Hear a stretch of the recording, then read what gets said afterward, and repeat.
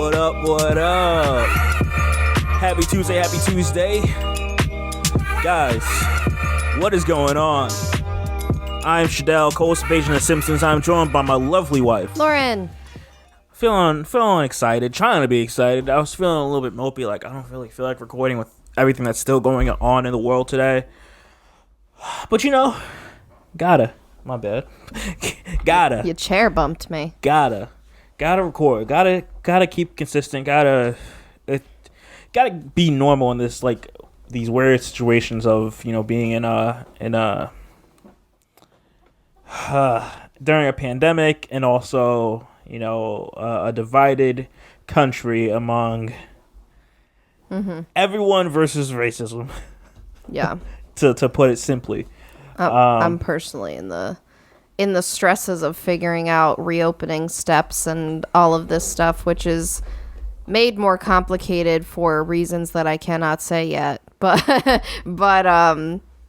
yeah, so I'm currently stressed with all of that. How are you guys? Which also, by the way, friendly reminder, we're in Connecticut where things are moving a lot slower, because I saw on a post on Facebook last night, it's like nationwide, and someone had asked, like, oh, if you're doing makeup, like, what's happening? There's people in other states that have been doing full faces of makeup for like a month now. Yeah. And Connecticut is only letting us do the upper half of the face and have the client keep the mask on as of June 17th, phase 2. So, like, oh my gosh, yeah, I'm very envious of the people who are actually working. Some of those places, they're starting to rule it back. Like Houston, they're debating on rolling some of the stuff back.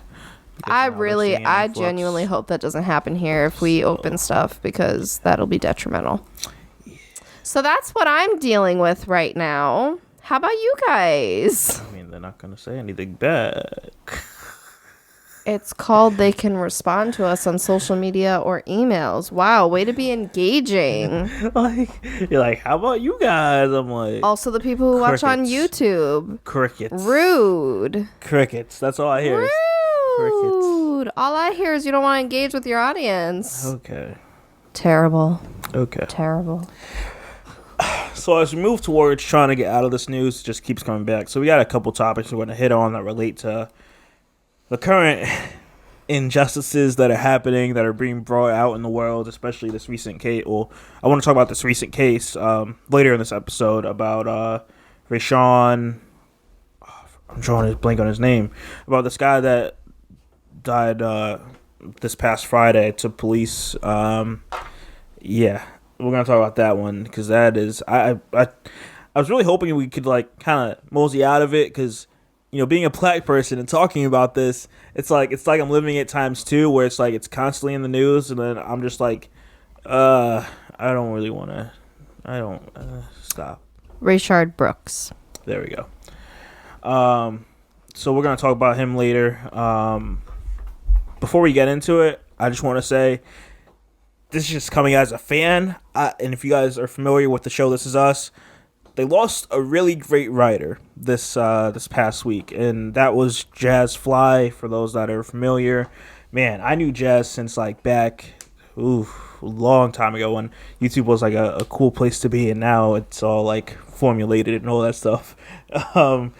There was this YouTube channel called, like, Jump Off, and they would talk about a lot of rap news. And that's how I learned of Jazz, low key, and I forgot the other girl that's on it, but that's how I learned of them. And, like, yeah, like, it was just a dope collective of people that, like, would talk about rap news, and it was just a good vibe. And yeah, so it's like kind of it's like when you follow someone for so long, and you're a fan in a sense, and then they just, like, pass away. And I guess I found out it was due to suicide, and we touched on this for a brief moment, and I'm not trying to get too heavy into it, but I just want to say, as I hope that we, as people that are our age that are listening, even if you're older, that's fine, but I really look forward to people that are around our age and younger, that are going to grow up, that are going to be open-minded, that are going to sit there, and when they have kids, be able to have that open environment for them to express how they feel and what's going on.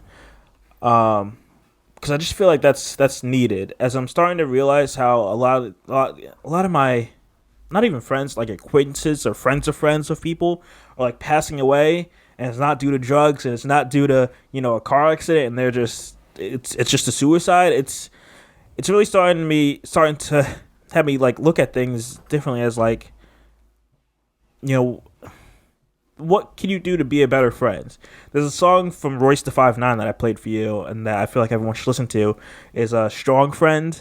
And I love the song so much because everyone's saying, well, we all have these strong friends. I kind of consider myself to be that strong friend, because if anyone needs anything, hey, I got you. Mine's part of being an empath, though, too.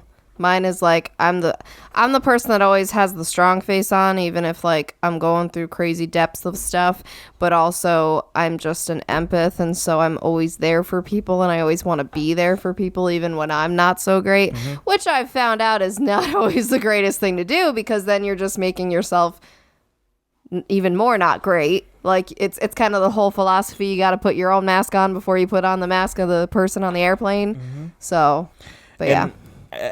One of the questions that Royce asked, and I'm probably going to listen to this song after this podcast, to be real with you guys, is, who checks on the strong friend? Like, everyone is relying on you, and, is coming to you to talk things through, but who does the strong friend go to? And that's like the question that, like, I don't have an answer for, because I don't know who I go to. Yeah. Hi. He doesn't know who he goes to. Wow. Okay, I see. I'm just not here, not helpful. Okay. I say that with all due respect. Certain things, of course, I bring to you, but like some things I just feel like, yeah, it's just mine to bear and handle, and it's just like. No, I get that. And that's the sucky thing, and yeah, it's sad losing someone, especially someone you care about, and I just hope that we can, us having the luxury of therapy, and actually wanting to go, unlike our parents, it's needed, and I hope when we have kids, and even at the young age, express why you're crying, express how you feel, tell me how you feel. I want to know, like, at the end of the day, I'm not here to fight when it comes to kids and raising a kid and all that stuff. I want to, just as much as I'm teaching you, I want to learn from you also. And I feel like that there wasn't a lot of that happening as we grew up. And I hope to be that like bit of difference in how I was raised, and just being able to like also learn from your kid, because they're coming up in a different time than we were, as much as it's like, hey, it could be similar, but there are their own like nuances and differences in that. But yeah, I just say that to say, like, check up on your strong friends. If you are that strong friend, find another strong friend for you to talk to, because we need it. Yeah. So she wrote 18 episodes. Well, she worked on writing 18 episodes with other writers. And yeah, I mean, it's terrible. Yeah, like 30. I think she was like 39 or something. Like so young. I'm like, like you achieve so much, and yeah, just for you to like not feel like you're good enough. Well, that's the funny thing, like, and because me too. As much as I find a lot of satisfaction and fulfillment from my career, there's so many layers to people, and we're all going through stuff. I'm processing trauma and things that people who don't truly know me, they wouldn't understand that, like, what I'm going through behind the scenes. And so there's a lot of different things that could be happening. And I think also it's sad that she, this happened during what we're going through as a world right now. Yeah. That probably wasn't helpful. So I don't know. It's tricky. It's just like celebrities and all them, like, when Robin Williams took his life, and everyone's like, oh, he always seemed fine because he's a comedian. Well, a lot of comedians use that as like a coping mechanism. And so, if anything, you should probably really check on them because, again, they are people pleasers and they are doing that. And yes, it's fulfilling, but think of what else is going on because ultimately everybody's got their own stuff going on. Mm-hmm. But some people are deeper than others. Yeah. So. That's why you just gotta check on your people. To kind of escape from that, I just wanted to address it and just mention it. I want to touch on this ridiculous thing that B. Simone came out and says about men that work 9 to 5 and how she doesn't want to date them. I'm trying to pull up this clip now so to play it to give you and everyone else a reference as to what I'm talking about. Okay. If it wants to play. The page is like having a horrible time loading for me, of course. Of course. I mean, you could just start talking about it while it loads. I can't, though. You gotta use this as a reference. See, this always happens. People. This doesn't happen when you're, like, sitting there and, like, beforehand. I'll turn my Wi-Fi off if that helps. Or pull it up on your phone. That's probably the best because it's having a major issue. Okay. Just go to the notepad. Oh, you should have just went to the notes and the link's right there. She's making this harder than it has to be, guys. Oh my gosh, whatever. You're the one who wanted help. Can I just see your phone? I just went to the notes, my G. I'm sorry. That's right. There we go. Okay. We're back. Because, yeah, my iPad's like having the suckiest time loading. So I'm going to play this quick clip to you guys here. He can't have a 9 to 5. What? Why not? You don't want him to have an honest job? I mean, he could be a hustling entrepreneur. So you want him to be you want CEO status? Yes. Okay, he can't so like he can't clock in and clock out. No. Damn, I think Simone. entrepreneurs should date entrepreneurs. Okay, but still, there's people who have really good jobs with vocational skills. If he's a mechanic, I'm sure, but no, you're not going to understand my lifestyle. You're not going to understand why I'm up at 3 a.m. Damn, you're making this hard for me. Okay, all right. You know, he has to be an entrepreneur, a business owner. He getting one of them stimulus packages from Donald Trump, one of them small business loans, and he ain't buying jewelry with it. Yeah, that small business loan is so a stimulus. Yeah, free money, right? That I have to pay back. So I want to talk about this because it's wild to me, and obviously, being a business owner, I want to know your thoughts. Yeah. It's like, okay, I get it in the sense of what she's talking about, that yes, there are certain things only other business owners understand. Mm-hmm. And then if you go deeper than that, there's certain things only people in your industry understand. Yep. So, yes, it helps to have someone who gets that. However, that's why I have so many people and connections that can get that, because I don't necessarily need that from you. Like, yeah, it'd be nice if I guess you got it from a more personal stance. However, especially in this pandemic, I look at it from a positive point of view. I have friends who both people in the relationship are self-employed, friends who both people in the relationship are self-employed in the beauty industry. And during this pandemic, that made it even worse because now no one was working. Unemployment was not working for them. Mm-hmm. Whatever loans, like all this different stuff. There was no income for 3 months at all versus you, thankfully, never got furloughed, never got any kind of anything done to you. You just worked from home the whole time. Mm-hmm. For that reason, we had your career as a safety net. And I have always looked at it that way, quite honestly, because I am the fluctuating income. I'm the person who is taking more of a risk. And so it's funny because I've always been the person that I like safety and I like having that security blanket, even though I am in the career that I am. So it's kind of ironic, but I guess that's why I enjoy it having it from you, because then there's that balance of like, we have someone who, if, you know, shit hits the fan, as it did, we will still be okay, like more okay than not.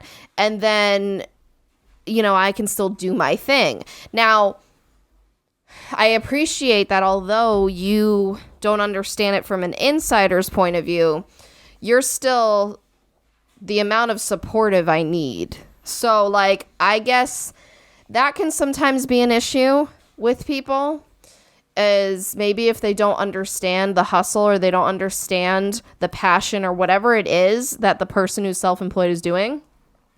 Sometimes that could be a point of contention in a relationship. Sometimes it could be like, well, you don't spend enough time with me, or I don't want to hear your alarm clock going off at 3 a.m, or like, you know, all these different things. And then it becomes an issue. You, on the other hand, it's like, I've always been grateful that it doesn't matter when I have to get up for a wedding. It doesn't matter, like, when I have all these people over for, you know, different consultations and stuff. Like, you let me do me and you let me grow, and it's made a massive impact on my business and on our relationship. So I think for us, it's never been an issue. So for me, I'm cool with it. I always think, though, that people do have a passion deep down that they could turn into a business. I think pretty much everybody has that, unless you are super passionate about your 9 to 5. But I think most people have like another little like thing in the back of their mind that like bugs them, like if they could break out. So I would be happy to encourage people who are in 9 to 5s if they want to pursue that. However, if you're in your 9 to 5, either because you got to provide and you do what you do, which I give you so much respect because I would be completely miserable, but there's that. Or if you just enjoy your 9 to 5, that I do believe there's a good handful of people too that this is their passion, you know, and so good, go for that. So me, I don't mind it. I think it's a little extra to put on your partner an expectation of you can't do this. And I think that's very broad too, because she's not even saying, oh, you can't work at Walmart, you have to have this pay grade level or whatever. No, she's saying like all together, you're either a business owner or we're not together. That's a high expectation. So that's where I come from. So I totally rock with your point, obviously. Yeah. My thought, as you were just saying this, I'm like, she's like, oh man, because, you know, if I got to get up, it'd be great to be like, hey, I'm not sure if she said it in this clip, but I was watching this later, of like, she would want to say, hey, I got to take this trip out. Do you want to take it with me or something like that? Like, and it's like, to be fair, someone with a 9 to 5 could do that. Right. Like, if you had to go somewhere right now, I could put the time in and be like, yo, I'm out for the week or whatever. Like, if I really need to go somewhere. To be real fair, you do have a little bit more of a flexible 9 to 5 in that sense. There are some people, and I've been in those jobs, where they're not as, like, flexible, like, I could just snap my fingers and put time in. So I will just put that as a disclaimer. Depends on your job. Yeah. I kind of feel like the higher your pay is, I feel like the more flexible they allow you to be. Yeah. Is my thought. Because I haven't had that even in my past job. Like, if I need to, you know, we went to trips to like New York like all the time, and it was just like, yep, for me. Yeah. that's the funny thing. So it's pretty accurate. Yeah. Because I'm like, it's possible. And to sit there and like say, yo, you can't mess with a guy if they have a 9 to 5, like that's ridiculous. For example, we just finished our emergency fund, like finally.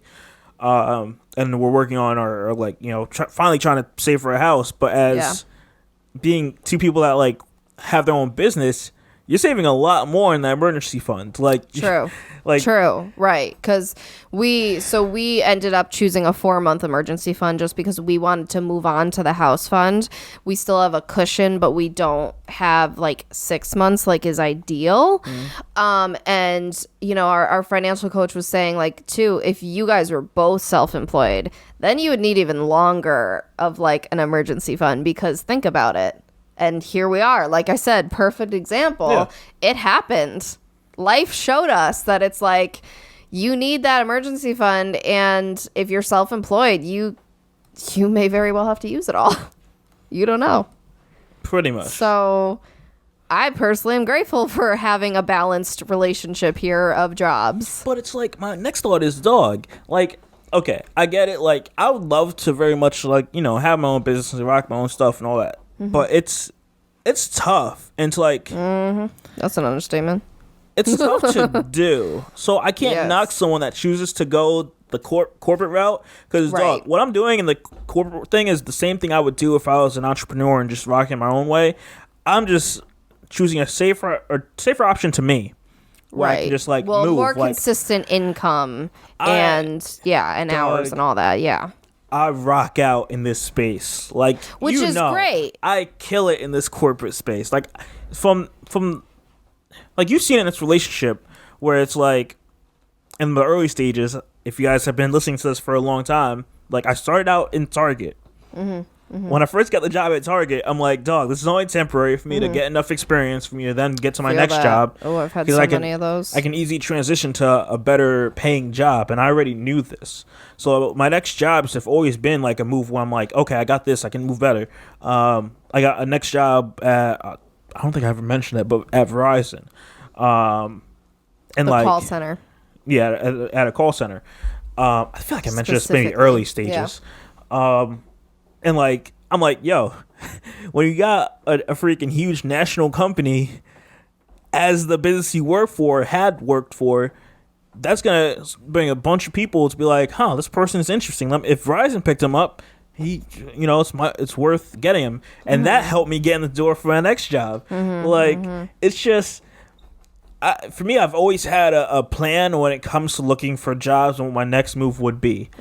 So that's how I hustle in my own sense when it comes to the 9-to-5 world. So to knock someone and say, like, I feel like she almost thinks, like, if you're working a 9-to-5, you don't have a drive or you don't have motivation.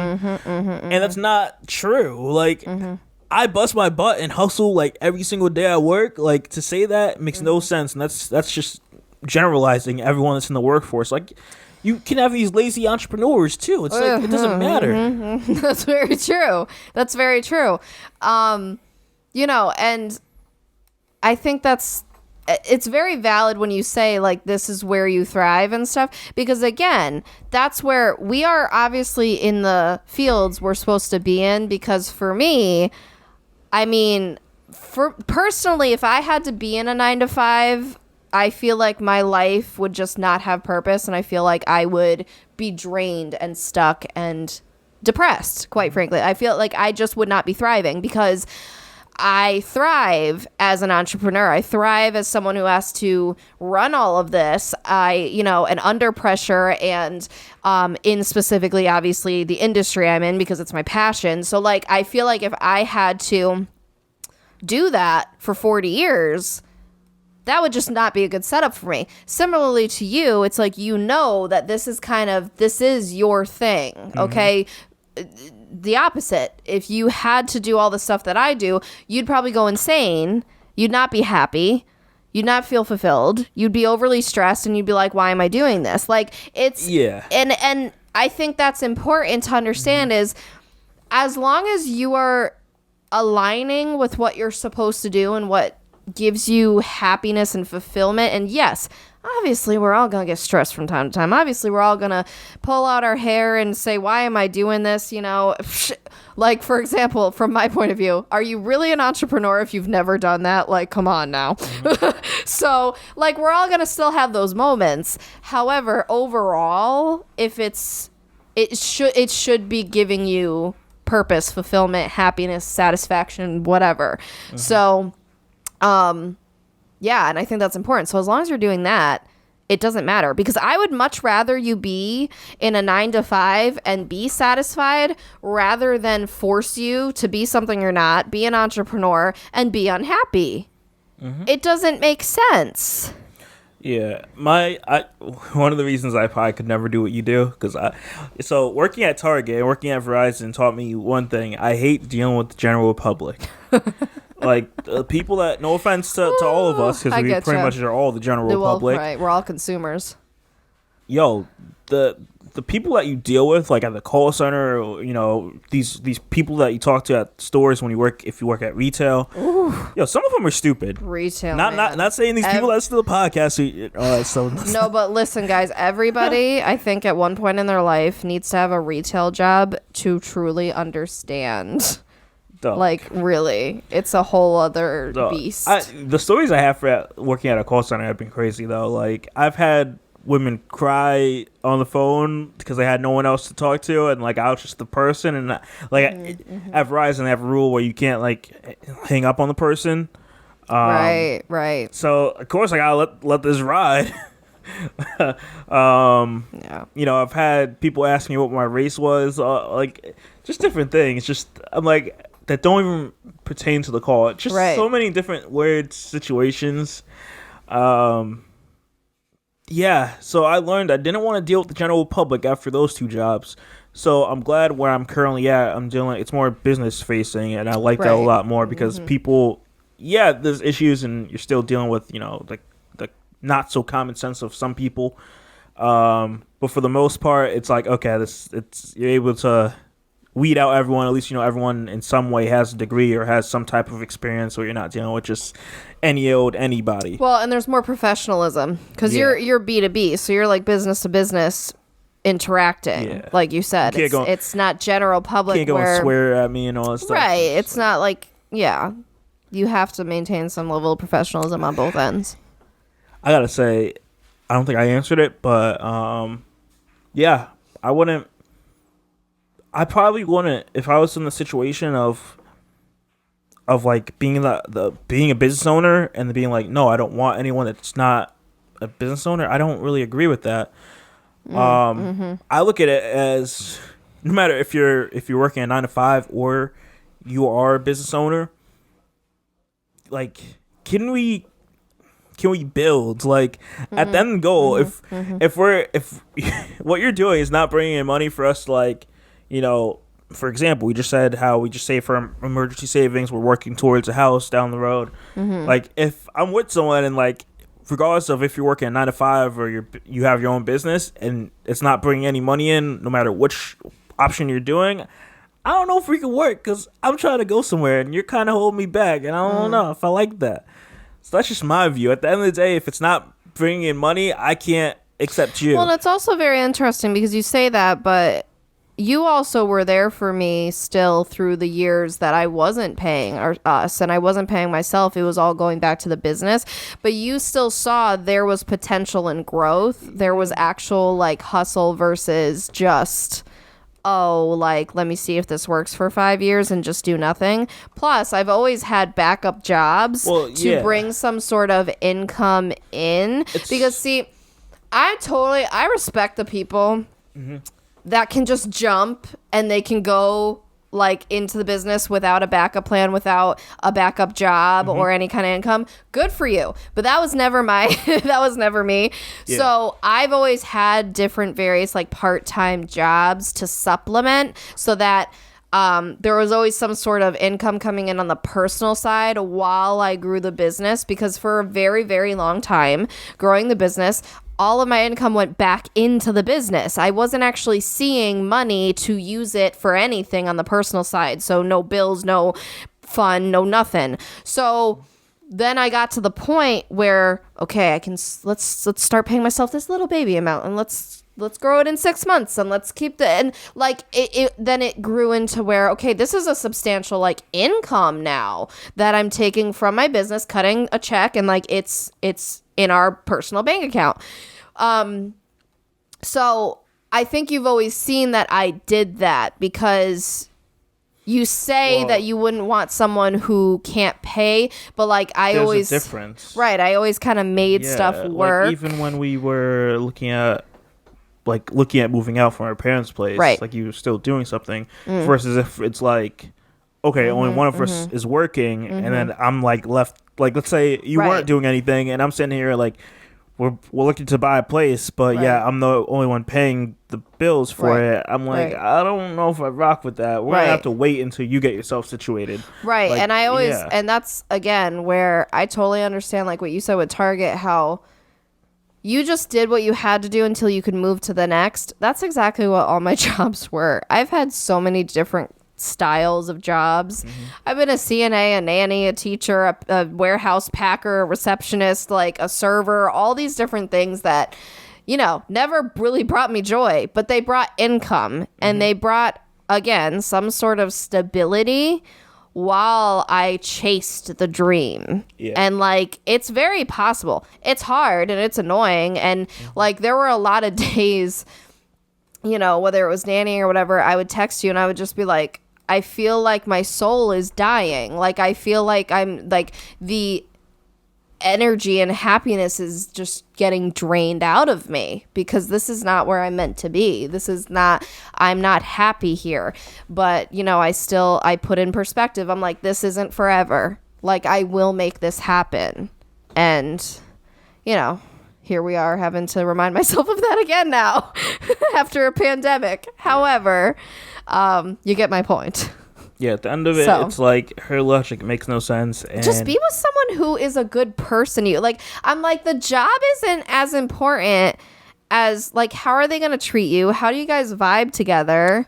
Well, and ultimately, like I said, they should be in a career path that fulfills them because that will bleed into the relationship. If you are miserable every single day going to work, that will go into your relationship too. And you forcing someone to be like let's say for example you were doing your own thing and then you see me working at Target and you're like, you should totally start your own business because that's how you want to push the narrative. Right. Like you find someone that's more attractive if they have their own business, and then I start doing that because you find that more appealing. You would resent me. I'm like, I don't really like this. This isn't what I wanted to do. Right.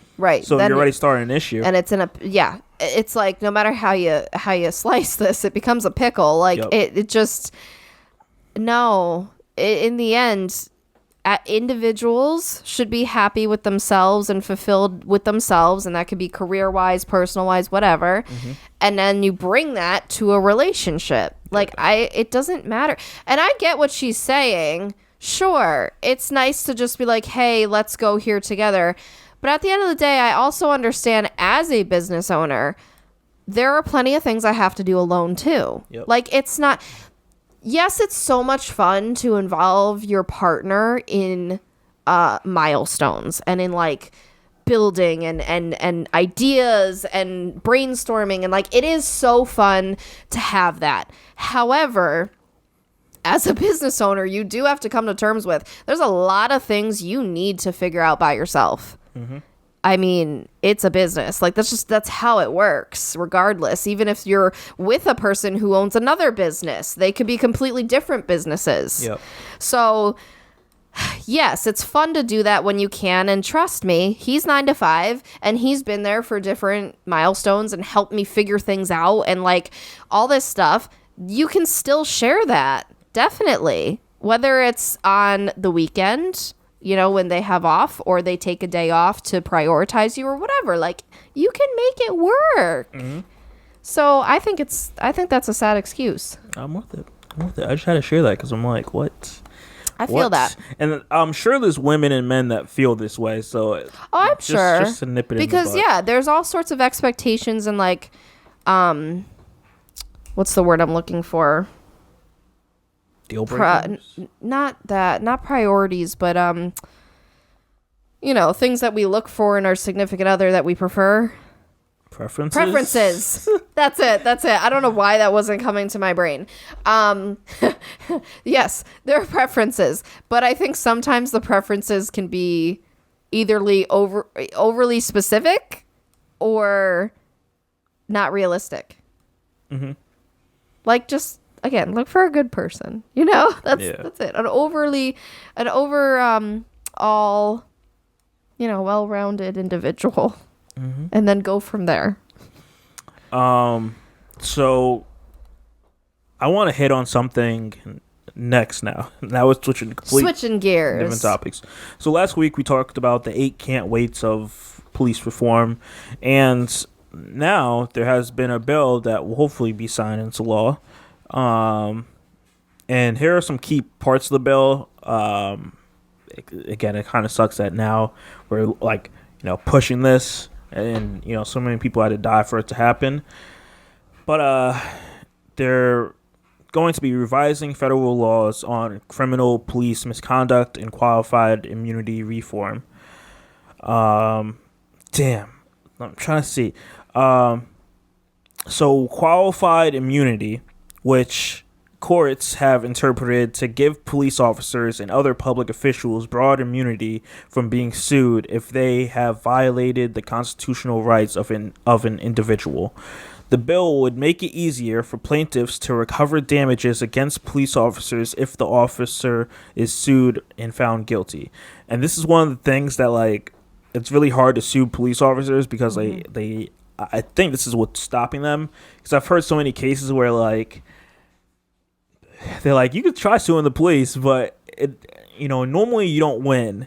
And I feel like qualified immunity was probably the reason as to why a lot of people lose cases towards the police. Of course, we mentioned last week the ban on no-knock warrants, because it's stupid how a cop can just barge into your house, not tell you who they are or anything. Hello, if you're doing that to anyone's house, no matter what race, gender, whatever they are, they're going to think that you are an attacker. And what do you expect the other person to do except for start shooting at you? Are you looking for something? Similar to what you were saying, yes, but I'm also listening. The ban on chokeholds at the federal level, because we've seen this with Eric Garner back in 2014, and of course most recently with George Floyd.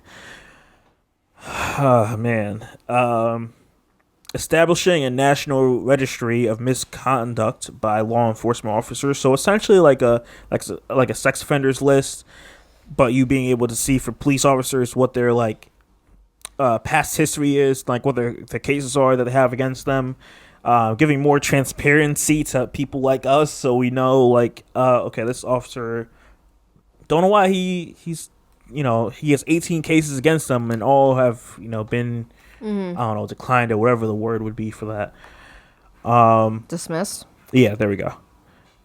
Another one is requiring states to report the use of force to the Justice Department. So currently it's known I can't even talk.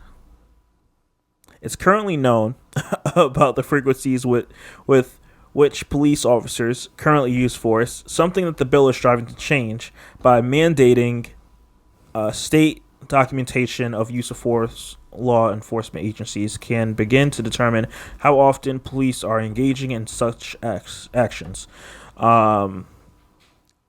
Yeah. In this case with Rayshard, it was excessive. Yeah. I don't know. When we talk about this, it's going to be interesting. I don't even know if I want to play the video, but we're going to talk about this in a moment. Mandated racial bias training at the federal level, which I feel like is needed. But at the end of the day, you're not going to be able to change a racist person. Like you mentioned, I think last week, how, we have these, gender and these racial bias trainings, at your workplace. Why don't police have the same things? Well, it's so true. Again, in all the various jobs I've had, I remember several times, you sit in this room with all these other people and you have to watch all these videos and do the stuff. And it's always about the same stuff, whether it's sexual harassment in the workplace, biases, all of this stuff. I feel like in most jobs, you have to go through that before you start your job. So I don't understand why that's not the same here. There's so many things that are in this, requiring that deadly force only be the last resort. So, right. Yes, it should be obvious. I thought that's what they're already trained. That's why I'm confused. No, dog. No, I'm pretty sure that technically it's that is the last. It's based on each county or however the police are broken up, each jurisdiction or town. Because in what world would they say, use deadly force whenever you feel like? That doesn't make sense to me. As long as you lie and say they tripped and fell, it doesn't matter, right? Making lynching a federal crime, because you saw this with Ahmaud Arbery and these two white guys attacking and that whole thing. also talking about this, in regards to lynching, there was a case a couple of days ago in California where they found this black guy's body hanging from a tree, and the police rule it a suicide, but they don't have enough evidence to prove if it was a suicide or not. And now the community over there is like, I don't know why you're ruling this a suicide when you don't have enough evidence. And it's kind of shady, because I'm like, I don't know who would do that in public. Yeah, I don't know who would recently do this. Because again, we go back to suicide.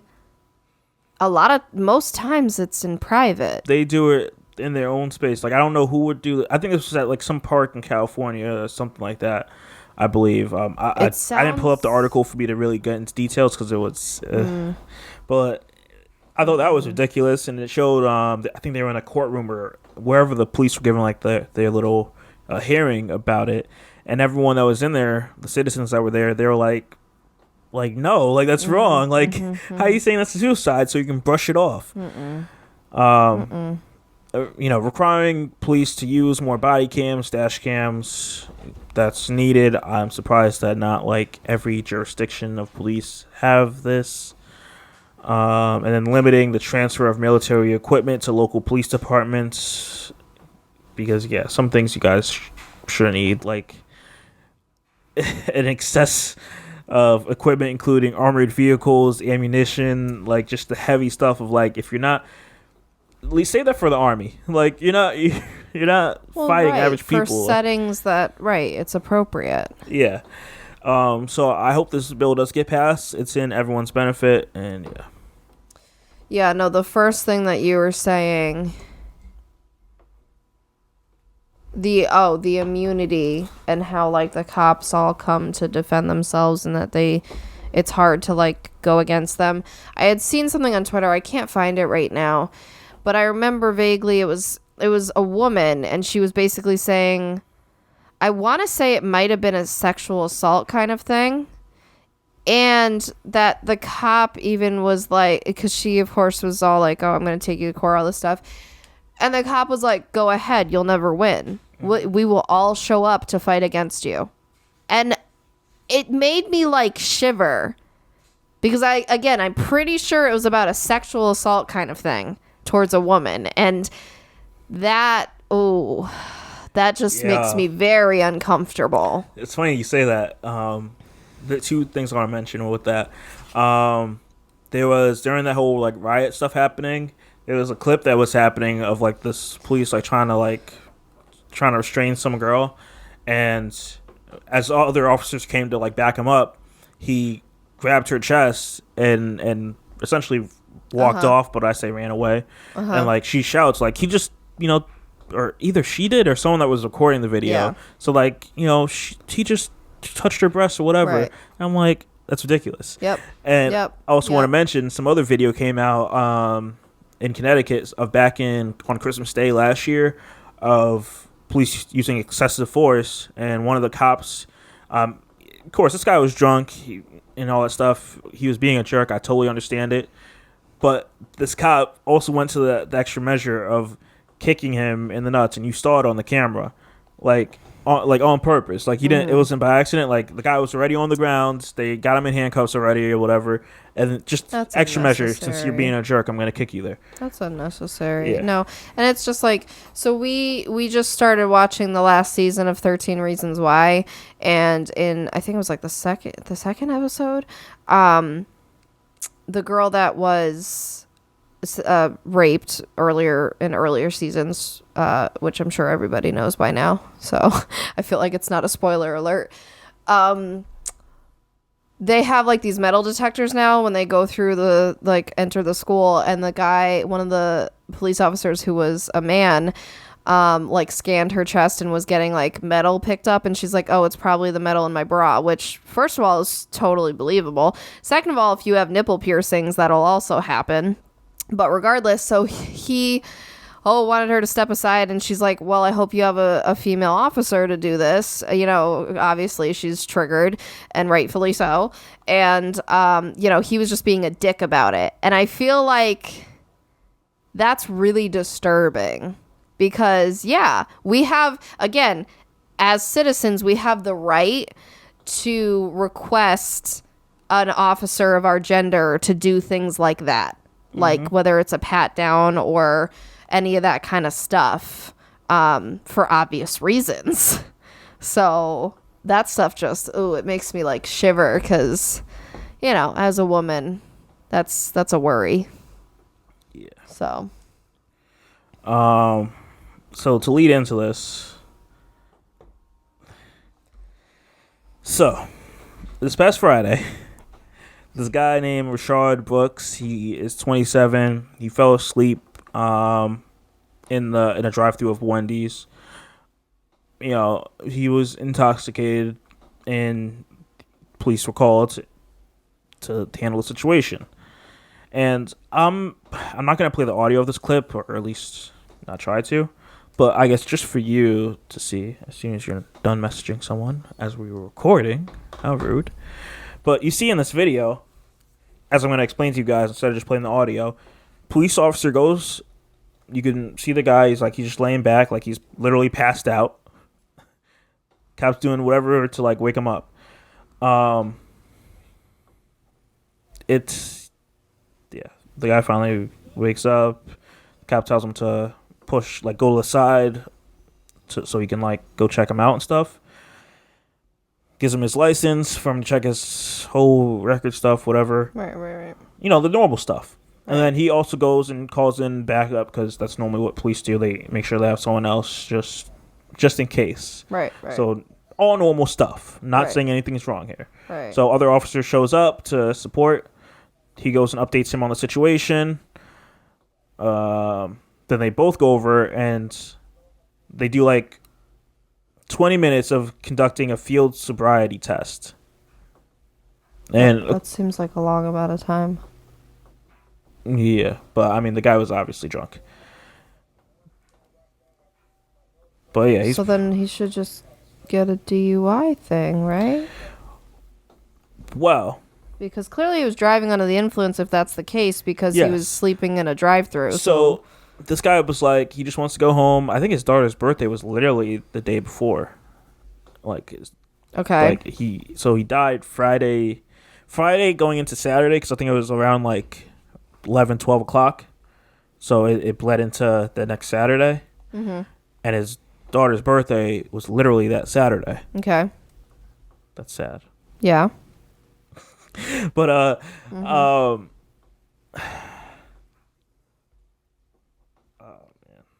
So this guy's here. I don't like this because at first it seems normal.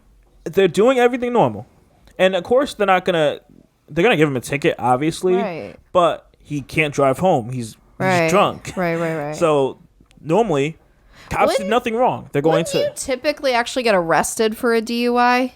But he wasn't really driving, so I feel like you have to have proof that they were. Well, if he was in a drive-through, wasn't he driving? He was drove passed to get out. to the drive-through. I feel like. But how do you get to a drive-through? That's great. I feel like for you to be charged, it has to be like that. I mean, he probably got charged for it, but I'm not a cop, but I feel like you have to actually see someone driving drunk for them to be charged with it. But he was, I don't know if you would call it just. See, that's crazy to just pass out when you're like waiting in a drive-through. I mean, it's not crazy. That's bad. Well, that's what I'm driving. But that's what I'm saying. Like, oh my gosh. So of course they're going to arrest you, and just spend the night in jail, and then be out the next day once you're back and you're sober and everything. Right. But here's where it escalated, because of course this guy is drunk, so he's not in the best mindset. They give him the breathalyzer. It's 108. I'm not sure. I don't know. What's the numbers? I don't even know. I'm not sure. But he's sitting there telling the cops, all this stuff. Nothing's bad about the situation yet. I don't like this, because I know it ends badly, and it doesn't seem bad right now. So they go to handcuff him, say that he's under arrest, and then he panics. Oh no.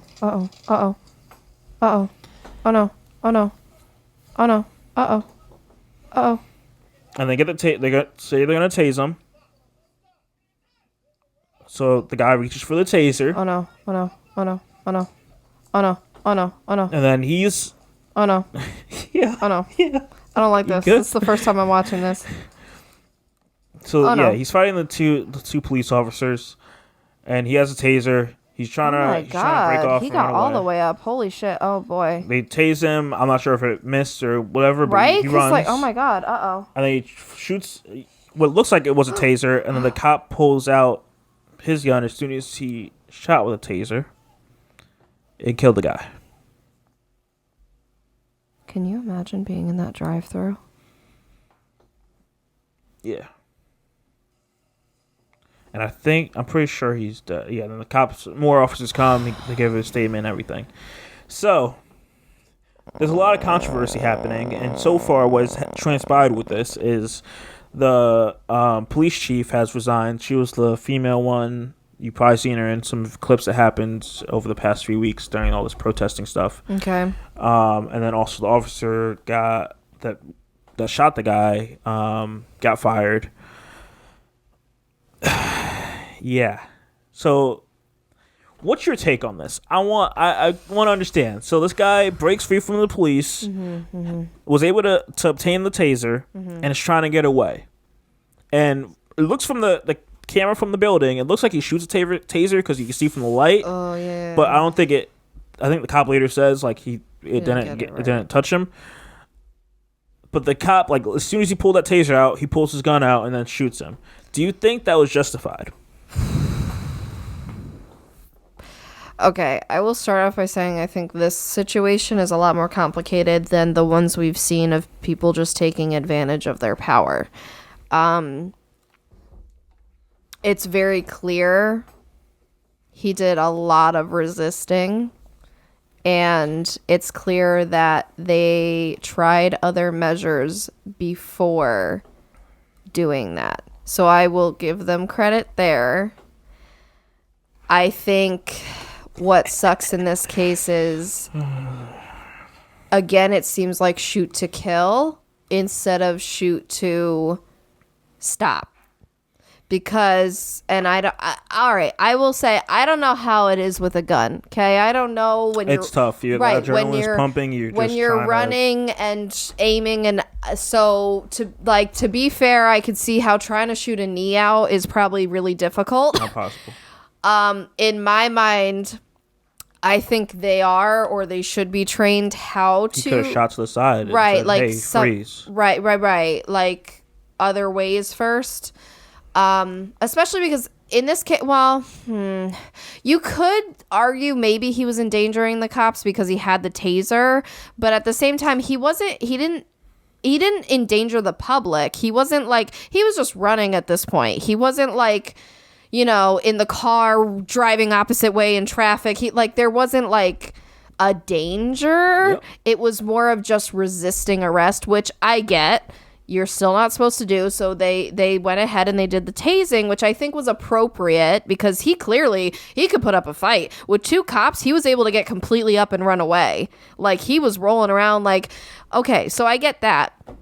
But I think then, yeah, it's unfortunate that it ended up killing him. Like, I think starting out, they definitely handled it appropriately. They were trying other methods. There were two of them rolling around. They had the tasers. And they were being calm. Okay, we're going to arrest you. Handcuffs. Like, they did it appropriately for the most part. I think it's just that ending part, obviously, that's the part that matters. That's where it got out of hand. So I think this one is a little trickier, though, than the straight up abuse of power ones that we've seen recently. Like the kneeling for almost 9 minutes. I feel like that is So I would love your take on it because you're making me nervous. Oh no, I'm sorry. I didn't know you were there. I kicked Missy. My bad. So. I'm sorry. So, do you think that things were justified since he pulled a taser and shot at the police? I mean, I think they should have shot differently. Okay, so do you think that because he was resisting arrest... I don't think he should have died. Period. I think, again, shoot to, like, hurt and stop the person, or, like you said, shoot to the side to, like, scare them and make them stop, or something like that. So I don't think he should have died. I don't think that was handled appropriately. But they were trying other methods. What other methods? Like I said, they were rolling around. They had the taser, like, and then, like, so they weren't, it wasn't just from the start, like, oh, hey, I'm gonna, like, hurt you or kill you just because I see you, like we've seen with other people. You know what I mean? Like, they were authentically just trying to arrest him the right way. Yeah, I'm not saying that. So that's where it gets a little fuzzy. Okay, so the point is, it's wrong. So I'm gonna hit you with this one. If Well, like, that's what I'm saying. He shouldn't have died. Dog, I think that part is wrong. If you felt the taser was a threat to your life, then you shouldn't have been using it on him. It's a taser. It's a non-lethal thing. Like, dog. Right. Well, plus true, because if he say he did tase one of them, what? He'd only be able to tase one. The other one would still go after him. Mm-hmm. That's true. Because they were both right there. That's true. Both right there, and he was quick with it because like the guy shot. I'm sure they already called for backup.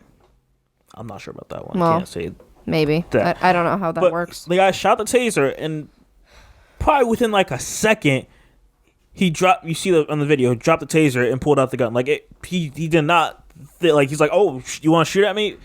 Knowing he knew it's a taser. I know. Well, that's the thing. That's what he wasn't. He wasn't armed clearly. He wasn't a danger to the cops or the public at that point. If someone's drunk, it's that too. They're not thinking clearly, and his coordination ain't gonna be good either. He's not gonna get you if they're that drunk. I'm not going with that logic, but I'm just saying, like the person. Think about drunk, it. The hand. like, that's why they do all the tests. When you're drunk, you're slow and you're not accurate. The point is, the guy shouldn't have to die. Like, I agree with that. It was wrong when, if you feel like the taser was a danger to your life, then you shouldn't have been using it to begin with for it to be turned against you. Right. No, I get that. The guy didn't have a knife. The guy didn't have any type of weapon for you to shoot him. But that's why. I'm only saying I give them credit for at least it was like there was effort there. And it wasn't like it ended up being a knee-jerk reaction, obviously. But I think the fact that it wasn't like, we see you in the car, let me shoot you, like we've seen. He would have been able to catch up to him and tackle him. I think so. I 100% believe Well, that too, because once he shot the taser, the guy was like, oh, shoot. Like, the cop would have been able to tackle him. And again, if you're drunk, I honestly think you're gonna slow down faster. You're gonna feel gross. You're gonna it's not gonna work. He could have been tackled. Like, it wouldn't. Right. Like.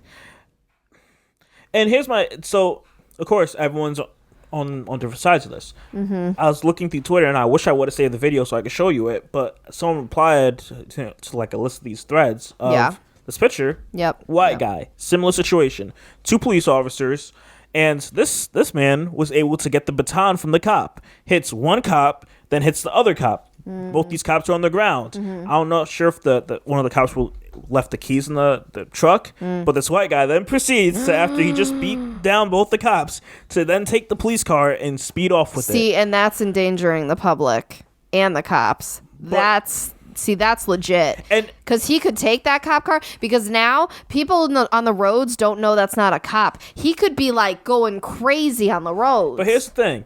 One of the guys were able to. I wish I should have had the video of this. Oh, come on. See, that's one of the dumb. One of the cops, they were able to get up and they were able to get to the door, but he locked the door by the time right. the guy was in it. But I'm like, dog, you could have easily got your gun out and shot into the car. And they would, right. But if it was a black person, dog, I'm sure they would have been like... He wouldn't have even got the baton.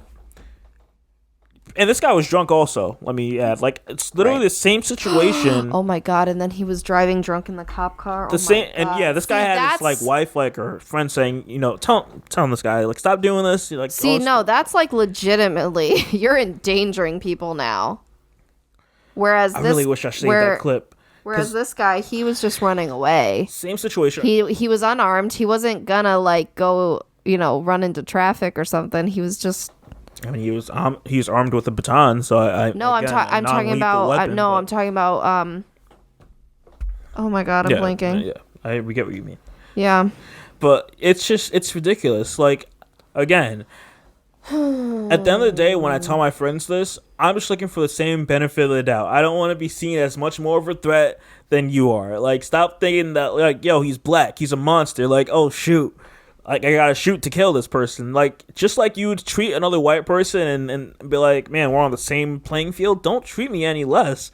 Like, that's it. The guy's daughter, like, during that conversation, I know I didn't play the audio, but during that conversation, he was just saying he was just visiting his mom's grave because it's been like a year and a half. His daughter's birthday is it's the next day. He tells him like all this information to like you would hope someone is going to humanize this person. Yes. This guy was drunk. I guess he was with his girlfriend and they like she gave him some alcohol and stuff like that. And I guess he decided to go out or something happened to where he decided to go out and get something to eat. And he had a bit too much, obviously.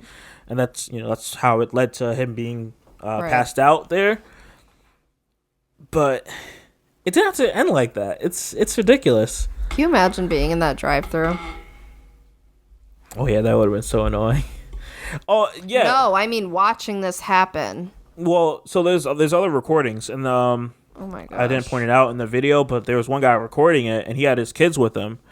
And then like so traumatized. Like yeah, when the police were shooting, he's like, "Hey, I got kids in the car," like, and like, yeah, I don't know. It gets crazy because like yeah, after they shoot and kill the guy, they pull to the side, and they're like the other cars are like you're in the drive-thru. And they kind of get out, and they're just like, I don't know what to do. And one guy's just recording it because what else are you gonna do? You just literally saw a guy get his life taken away. Right. Yeah. I try to share this as much as I'm trying to stay away from this stuff.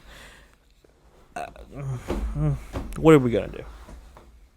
I just want to live my life without being seen as a threat. I'm a person just like you. That's it. I have a kid. I have a girlfriend. All this stuff, but you still, yeah. Because I swear that guy, the cop, would have been able to catch up to him. Like, yeah, no, I believe that too. It's like he was, people get the little, like when they're runners, they're like, man, I got, like, no, you're just like running just to run. Like, he would have caught him. He's drunk. He's like. The cop pocketed his ID. You have everything. You have his car. True. Like you have True. If you don't get him now, you're going to get him later. Like you have where he lives. Right. And like authentically, he didn't seem like a danger to the public. That's my big thing because you think about it, and that's a big thing with cops is obviously they're there for that reason. He shot the taser. The taser's done. If a person is drunk driving on the highway, they are there to try and make sure nobody gets hurt from that person. So it's like this guy just running unarmed. It's not like he was going to tase a random civilian, okay? It's not like he had a gun. Like, he just was running away. Yeah. So, like, it's not... And he didn't have his car. I don't believe that he was creating a bigger issue to the public. Yeah. I tried to share this because, yeah, it's getting ridiculous. So, lastly, before you go into relationship advice, I just wanted to address how sorry I am to the trans community for some of your healthcare rights being taken away last week. I mean, you didn't do anything. What are you talking about? You didn't do anything. You said you wanted to apologize. It's not like you voted on it. No, babe, do you not understand how... Oh my gosh, English. Like, I'm just saying on behalf of... Like, I think it's very saddening. Obviously. So I'm saying, like, my heart ridiculous. goes out to you. Like, you're so literal with it, dang. Yeah. Pretty much anyone that's... Go ahead. On the anniversary of the Pulse Massacre during Pride Month. Oh, man, yeah. I'm very sorry. Like, that's not okay. You guys fought long and hard to finally get somewhere and get more of your rights, especially in something like healthcare, because obviously that is a big deal in the trans community with whether it be your operations to switch parts and things like that, or just to live and get proper help when you're sick and things like that. I mean, this is definitely a step backwards, and I feel very sad about it. Again, when was America great? I'm still waiting for an answer. Like, of course, I look at it as simple as this. Going back to what I said earlier, we're currently fighting the fight of everyone versus racism. And everyone that's a part of that everyone category feels that what happened with that rule or that law, whatever happened, it's wrong. Like, it makes no sense. Like, we're all people at the end of the day. Well, because here's the thing is, the LGBTQ plus community really rallied and came forward for the Black Lives Matter movement because, again, all of that started as riots too. And, I think so now we see people also sharing their thoughts on this ruling in return, because it's very much all of the oppressed groups basically came together to fight for Black Lives Matter. And now we're just seeing, okay, now it's like volleying around, and now it's like, okay, we're going to go back to this oppressed group and make them more oppressed. And but it's very sad. It's been volleying around since 2016. I get that. I understand that. I just think obviously we're heightened right now with all of this happening, and so we've had oppressed groups from the Mexicans to the Asians to the Muslims to the blacks to the every group has been oppressed in these last 4 years, and it's ridiculous. And I hate having these conversations with my friends and being like, please tell me how Trump is so divisive. I'm like, dog, shut up. Like, there's still children in cages. Yeah. And I've also heard, not for nothing, that these children and people in cages are likely getting sexually abused or trafficked. Yeah, and they can't do anything about it. Yep. Which is horrendous and disgusting. So, yeah, it's like... But yeah, that news, when I saw that, it enraged me. It just did. Because in what world is it okay to take away healthcare rights?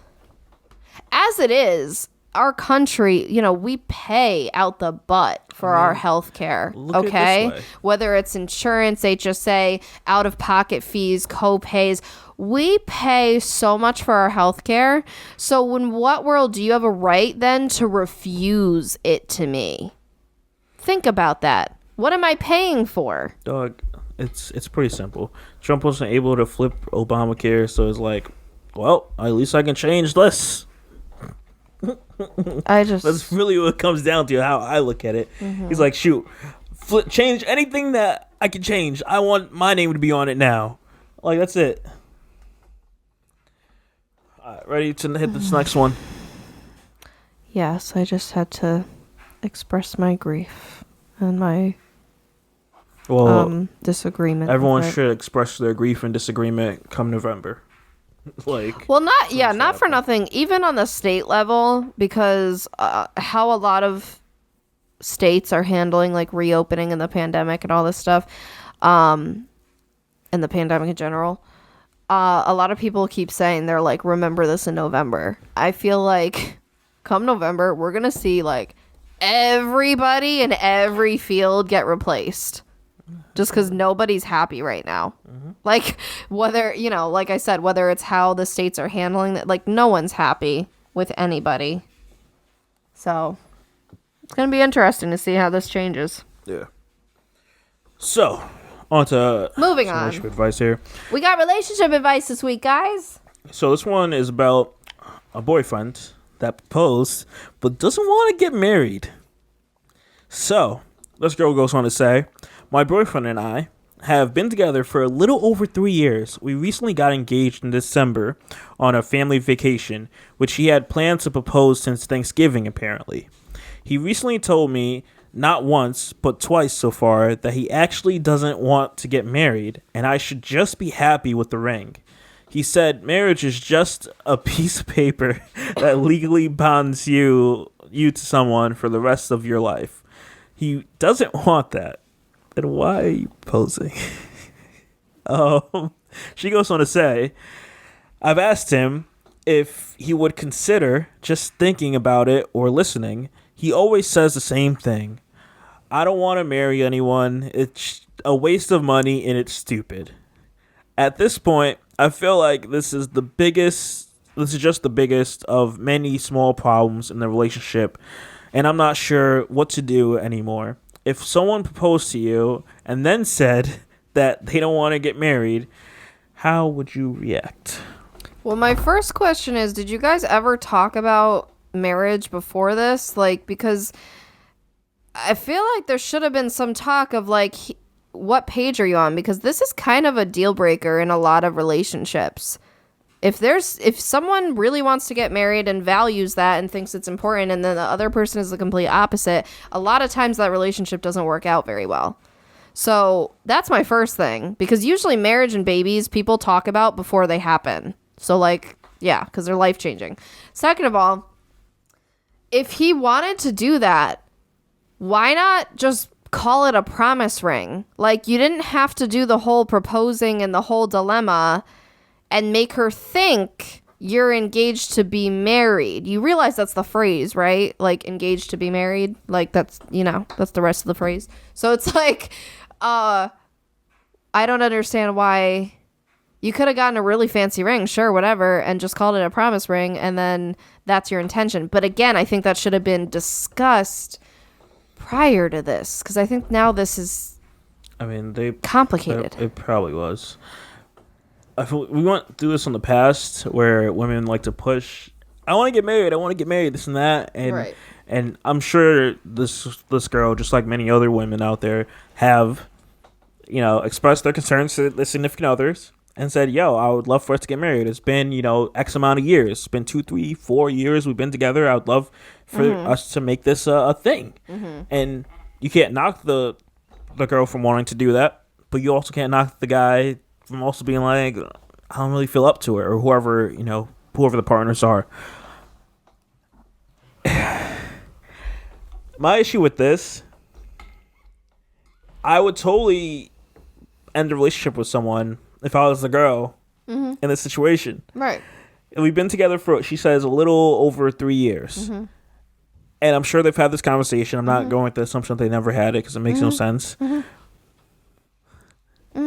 Why am I gonna? She even mentions in like these comments how she refuses to wear the ring until she actually feels that he wants this. Totally understand it. I don't think he wants to. He thinks it's stupid. Like, he doesn't. You can't force someone to get married, and when you do, it's going to end badly. Do not get married to someone if you're not ready for it. Well, and I just find it interesting because, like, from your perspective, for example, we've had this conversation years ago before anything happened, and you made me aware that it's not like you are the type of person that could be in a relationship forever and not get married, and you'd be perfectly fine. You didn't necessarily feel like we have to. However, you were open to it because I wanted to and because I valued it. It wasn't one of those where, one, you're just gonna like tease me, or two, you would resent me if we actually did get married. Like, it was an agreement of, you were like, I'm cool with not, but I'm also cool, like, if you want to, it's whatever. Well, we had two different upbringings. So it's like, right. Yeah, I had parents that, like, they weren't married, but I saw that where it's like you could still rock with each other, still love each other, all that stuff, and get along without being married. So being married does not change anything. Oh, trust me, I get that. So that's why I didn't care. But I also made it clear to you and to anyone that I would be with, of course, that, like, no one's forcing me to get married. Like, I want to be ready for that, because that's a big decision. And I feel like it's probably why some people divorce, because they get pushed into it. Right. And you were also very much specifically the type of way that you were going to wait to propose until you thought we were ready for that. Yeah, that too. Because it wasn't like if I was pressuring you and I was just like, well, I want to get married, period, but we were obviously in a toxic place, like we were not good. Yeah. It didn't make sense yet. So, like, that is the whole reason why you had the ring for 1.5 years, because you had the intention, it was there, but then we went backwards again, and it was like this whole thing, and we had to get through stuff first, because what is the point of proposing if you don't think this is going to work out, or the intention isn't there to get married? Yeah, and I was getting a ring also to sit there and be like to like a shut you up type thing, or right. like or make it better, but it's not really better. Exactly. Give it to someone. Because there's very much that false sense of like happiness in some people. Like if you just get engaged, because it's like this weird euphoria, even if you guys are in a bad place, it's like, woo, we're just not now. It's magically better. Like that doesn't make sense. It doesn't work. It wears off. Like to be in like whatever bad state we were in beforehand, and then to like pop up with the ring. I'm like, it would be confusing. Let's address the situation that we're in, and then and I like, knock on plastic. That it's worked out in we 6 don't have months. wood here. It's a plastic table. Actually, that's why. Yeah, as of tomorrow. 6 months tomorrow. Well, yesterday, as of when this is posted. Yeah, it'll be we've been married for 6 months, and like. Yeah, it's like you have to work through your issues and make sure you're both comfortable. And that's what another thing I plan on like mentioning to our kids, whether it be a boy or girl. They're like, yo, don't push this person, or whichever side they need to hear of that conversation, because I feel like it's needed. We put a lot of pressure on marriage, and it's like, don't let anyone pressure you into making that type of choice. Right, because it's very personal. It's hugely personal, and no one knows what the couple's going through but the couple, truly. So it's. But I think the way they both handled this, I feel like doesn't make much sense. I'm not putting the knock on the girl, because I feel like she would have talked about this. Well, but that's what I'm saying. She should have just been vocal before this and been like, because I don't know. I'm wondering if he was vocal. I'm wondering if he was like, oh, I'll propose to you, but I'm not getting married. I want to know if that was explicitly said, because if it was, she should have been like, nope, that's not the deal here. Don't propose unless we're getting married. But if it wasn't said, then he's kind of beating around the bush. I don't know. Sounds very misconstrued. Like, be clear, people. Clear communication. Say what you mean what you say. And it sucks. Like, do that around, like, on a family vacation, so her family, whoever's family was around. Right. And she also mentions in these comments how she wants to get married and have kids in the future, and he never answers her about kids and having kids. Honey, that's exactly what I mean. Marriage and kids, you don't bring them up on the first date, but like these are oh god. These are things that you need to talk about way before they're going to happen, because don't waste your time with someone if you guys are not, because kids especially, trust me, if one person wants them, one person doesn't, that relationship does not work out. This relationship is done. I would just, if my daughter's okay, you just stabbed me, thank you. What? With your ring, I think. Oh, sorry. I went to pick up the this girl goes on to say in these comments, saying that he said, that this girl will be in the percentage of single mothers with the job he's in. And he asked her, does she really want that? Like. Wait, I don't get it. I'm not sure what job her boyfriend or now fiance does, but he's saying you will be a single mom if you get pregnant. As in, you're gonna leave me? Break up with this person. Wow. This is not someone that you want to have a relationship with. This is screaming a future divorce if you ever get married. Because not for nothing, I remember when I would talk to you and I'd be like, so like, again, be clear. I'd be like, so if I accidentally get pregnant, like, are you dipping or are you like sticking around kind of thing? Like, I mean, because that's another thing that you need to like talk to whoever you're with about, because there is that risk, obviously. And it's like, you need to know who you're with and what you're setting up to do. It took 2 to get pregnant, honey. No. Oh my god, no. Goodbye. Yeah, and she gives like details. I guess he's 26, his mom and dad are divorced, but they both remarried. His grandparents are still married and not. Is a single mother. One of his best friends is getting married in October. His other is newly engaged. And he's just dragging his feet. I mean, he probably sees it from he's probably when you say his parents are divorced, he probably has some bad taste from when he was a kid, and that's probably has some fear. That's probably some therapy that needs to happen. But I would still drop this person because that's just my thought. Because if that's how they feel, I'm not but taking the risk. But you can overcome that. Listen. Taking the risk. Take it from me. People can have parents in toxic relationships that are not healthy, and they can still come out and be in a better relationship with their significant other. Don't take the risk. It's so don't do it, that's girl. an excuse. Don't do it, girl. Don't like do it whether it's you have divorced parents, whether it's you have married parents in a toxic relationship, whatever the thing is, trust me, you can still flourish in your relationship, but you need to be with the right person. Yeah, don't do it. Just leave this relationship. This guy's trash. Pretty much. That's what I gotta say. Because if I was like, dog, you get pregnant, I'm out. That's ridiculous. It's ridiculous. Terrible. Best believe in coming for child support. Like, that's terrible. On that note, guys, I'm gonna wrap this bad boy up. I kind of feel blah. Blah. Blah. Blah. A lot of not so great topics, but that's what we gotta do. I'm just hoping for a better world. And if we are the world. In the words of Tupac, I won't be the change, but at least I can plant the seed that will be the change. Yeah, hey. Plant the seed. Hey. And then came Kendrick Lamar. Missy thinks you're delicious. I'm gonna go now. I'm gonna go. Play with me. I'm gonna go get licked on by my dog because she likes chocolate. His arm is getting licked on. Just to clarify. Yeah. That could have sounded really dirty. Yeah. Okay. Woo! There's no bestiality in here. It's all right. It's fine, guys. Oh my god.